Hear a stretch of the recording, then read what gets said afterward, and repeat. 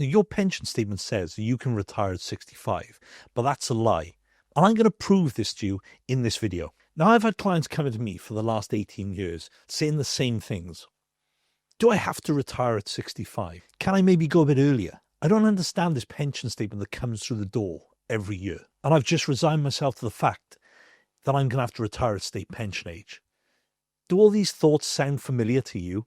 Because these are the questions that I get asked all the time. Now, if you're planning to wait until you're 65 to take your final salary or defined benefit pension, now there's a 95% chance you may actually never break even on doing this. Let me show you why. I'm Gareth Shears. I'm a chartered financial planner here in the UK. And for the last 18 years, I've helped people retire just like you.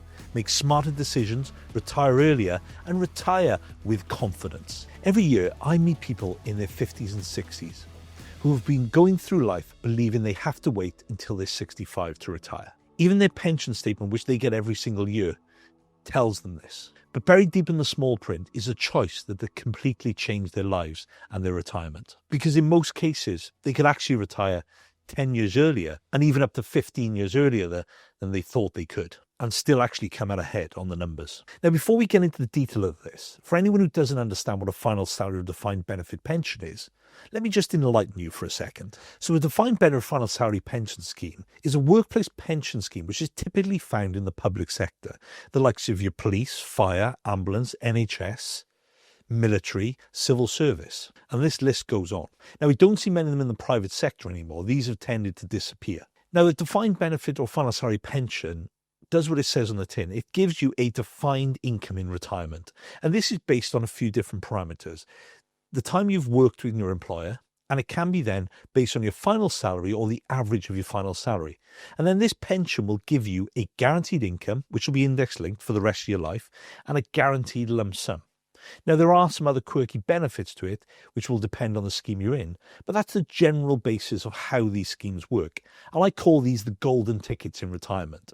Now, most of these schemes in the UK use what's called a normal retirement age, and this will generally be somewhere between 60 and 65. But that's not a set rule. That's just an illustration of how they will base your benefits at the maximum level you could receive. Because you're not forced to take it at 65, you could actually take it earlier, from 55 currently, and in some instances as low as 50, depending on the scheme which you're in. Now, the reason it shows 65 is because they want to show you what the full benefits you would get if you worked all the way up to the age of 65.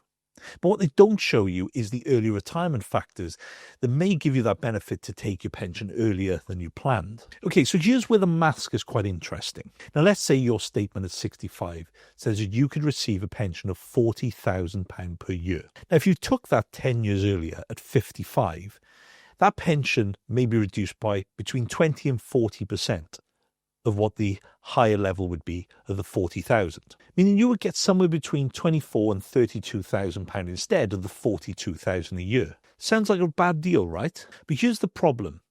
These statements never account for what I would call the break-even point of taking a pension early. And that's how long you would have to wait for 65 retirement age to actually pay off financially in the long term. Now, in most schemes that I've tested, the break-even point is 25 years plus, which pushes you into your late 80s, early 90s before you'd actually even break even. And sadly, for many people, statistically, you may not actually make to that age, which means by waiting until 65, you're actually giving up on an element of freedom and fun in retirement that you may not see if you wait any longer. Now, if you wait around in this video, I'm going to actually do a demonstration of how this break-even calculation works, so you can actually see how it would work for yourself.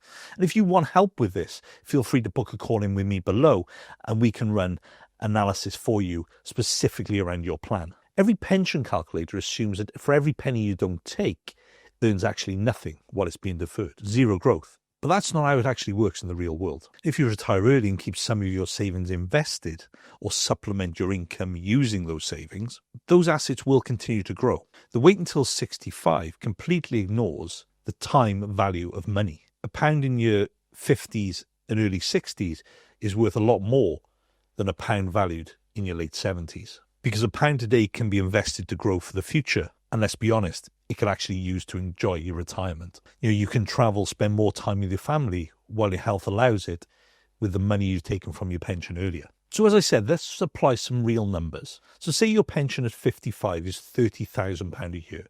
But if you wait until you were 65, it would be £40,000 a year. Now, I've based the reduction here in what we would call an actuarial reduction of 2.5% per year that you would go early. So in that instance, it's a 25% reduction in the pension from 65 to 55. Now, we've also assumed while it's being deferred and in payment, that it's grown at 3.3% inflation, because these pensions will do that. Now, if you take it early and at 55, that means you're taking £30,000 a year for a further 10 years, which works out as £300,000 you've actually drawn from your pension whilst waiting to get to that age 65. And that's before you've hit what we would call the normal retirement age. Now, to catch up with the waiting, you'd have to live a further 29 years for you just to break even, which takes you well into your 90s before you'd actually see more total income drawn from the pension. And even then, the value of the pound is worth less due to inflation. Now, let's throw in another example. What if they went 5 years early and the actuarial reduction was 5% a year? So it's still that 25% reduction, but this time retiring at 60 instead of 65. Now, the break even on this one is 17 years.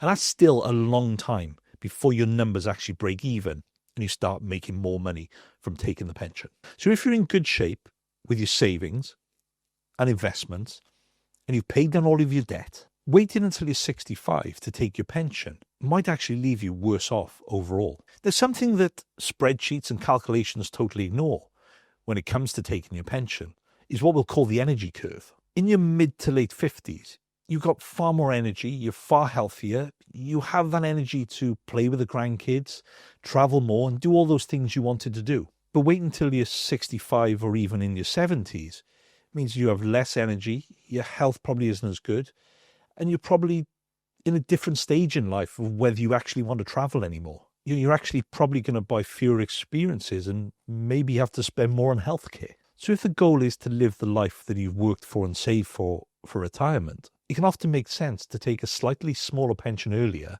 when the time and health is on your side. Now, here's a simple framework which can help you make this decision. But I would always suggest you take some financial advice to get a more accurate example of how this might work. Step 1, check your early retirement factors. Every scheme will have its own formula and it varies from scheme to scheme. Now, it will vary from the income and the tax-free cash on how they're reduced. But if you ask your scheme provider for this information, they'll be able to give it to you. And you can also ask for projections. For example, retiring at 55, retiring at 58, retiring at 60, or retiring at 62, and see if the scheme will give you projections for what that actually look like for you. Then you can work at the break-even age. Add up the income that you would make by taking it earlier against what it would be later, and then see how many years it would take for you to catch up for that break-even point. You might be actually surprised what that looks like. And step 3 is factoring your health, savings, and lifestyle. What's the point in waiting until you get all that money in your 70s and 80s when you could have it at 55 and enjoy that retirement you've always wanted? It's really about 3 things: time, energy, and freedom. Alternatively, if you want an accurate financial plan to work out how you can retire on your terms, click the link below and book a call in with me, and I can help you make that plan for the future. So if your pension statement says to you, you have to retire at 65, now you know that's not actually true, and you could go that bit earlier. Now, for many people, retiring earlier could make more financial sense and actually lifestyle sense, but unless we've tested it, we actually don't know. Now, I hope you enjoyed that, and don't forget to like and subscribe. I'm Gareth Shears, Chartered Financial Planner here in the UK, and I help people like you retire on your own terms, and I'll see you in the next video.